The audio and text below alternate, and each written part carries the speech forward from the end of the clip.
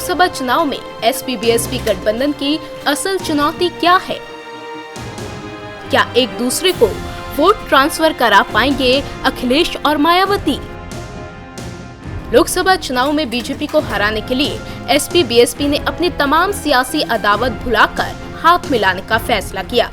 दोनों के साथ आने से यूपी में बीजेपी के लिए 2014 वाला प्रदर्शन दोहराना आसान नहीं है।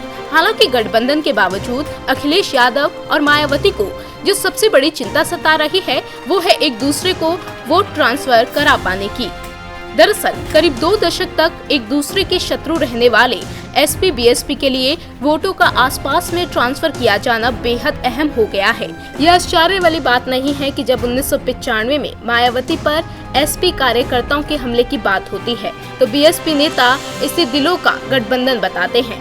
पार्टी नेताओं की माने तो हम आगे बढ़ गए हैं। वस्तुतः ये एक ऐसा गठबंधन है जो जनता के दबाव में हुआ है। हमें एक दूसरे के नेताओं का सम्मान करना है। हालांकि दोनों दलों के नेता चाहे सम्मान की जितनी भी बात करें, लेकिन इस सम्मान को जमीनी स्तर पर दिलाना आसान नहीं है, वो भी तब जब सूबे में यादवों और जाटवों के बीच शत्रुता का इतिहास रहा है। इटावा जिले के जाटव किसानों की माने तो मायावती ने एसपी के साथ गठबंधन करके दलितों की आकांक्षाओं का अपमान किया है। इन किसानों का मानना है कि एसपी के शासन काल में गुंडे खुलेआम घूमते थे और यदि गुंडाराज वापस आने जा रहा है तो दलित न्याय के लिए किसके पास जाएंगे।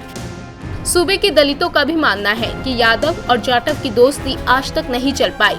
इस गठबंधन में बहन जी को सबसे ज्यादा नुकसान होगा क्योंकि अखिलेश यादव को ज्यादा सीटें मिलेंगी।